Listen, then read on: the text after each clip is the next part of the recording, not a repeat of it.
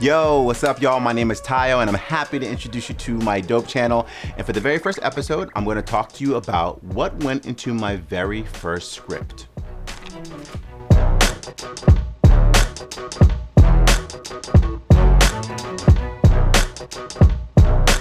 Thanks for joining me, everyone. This channel is all about my journey as a photographer into the world of filmmaking.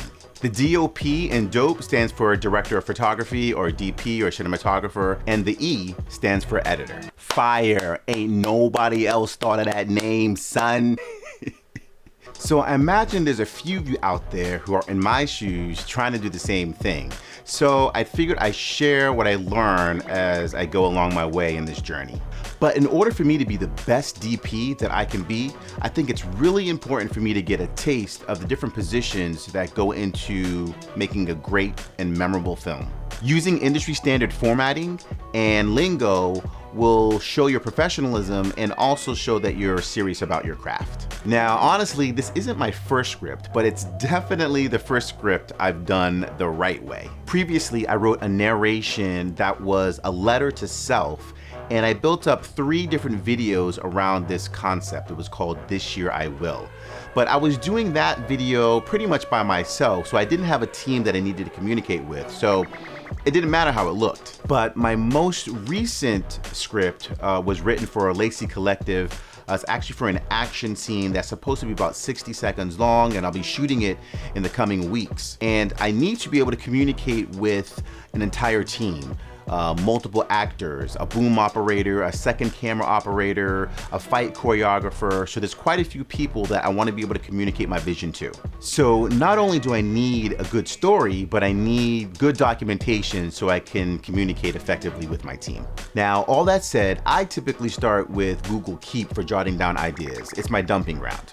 And because it's cloud-based, it's really easy to search for and find your stories that you've started quickly so you can continue working on them.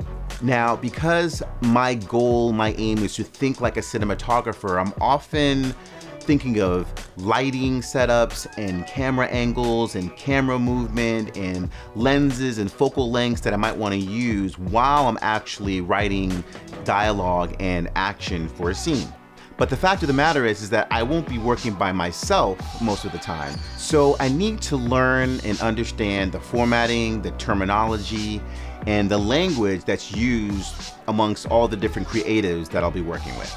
Now, full disclosure, this is not some sort of comprehensive review of different screenwriting software applications that are currently out there. I've actually just handpicked a few, and I chose things that fell in line with my typical workflow or how I like to think. So I was not paid for any of my expressed views. These are my own, and there's no sponsors associated with this video.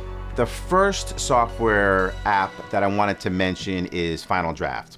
Industry standard, chock full of features, $250, no. At least not right now. It's just, it's got way more than I need. But someday, it's definitely a software package that I'll want to learn as it's something that's it's used in the industry standard across the board. Next is a software application called Causality. It's by a company called Hollywood Camera Works. And essentially it's mind mapping software for screenwriters. And I love this. I mean, mind mapping is exactly how I think. And mind mapping is essentially a way for people who think non-linearly to organize the creative mess that's in their minds. And that's definitely me. Now, there is a free version of Causality that allows you to kick the tires around for a little bit and to get a sense of the software, but there is no mobile version. And for me, I need something that will be flexible enough for me to work whether I'm in the studio or whether I'm on the go. Having that flexibility is really, really important to me. And lastly, I wanted to just briefly mention the software application which I did end up using called Celtics. Now, Celtics is a full-featured, cloud-based, collaborative application with the paid version. And I actually downloaded the 30-day trial. I honestly didn't touch it or look at it. This was months ago. And I ended up coming back to trying to find something that I could use to do this action scene with. I ended up getting the free basic version, and basic is exactly what I needed. For now, I just wanted to make sure that what I was writing was formatted properly and presented well to others. And Celtics automatically formats for scene headings, for dialogues, characters, action, parentheticals, and so forth. And the best part for me is that their mobile app syncs up with the browser-based version, so I can start my work anywhere and pretty much finish it anywhere. Having that flexibility is just super critical to me, to be able to pick up right where I left off when the ideas and the creative juices start flowing again. Now, there are likely many other apps that have similar features. For me, Celtics fit my immediate need. And I'll find out what else it has in store as my scripts get longer and a bit more complex. So that's it for episode number 1 of my Dope channel. I hope you really enjoyed it.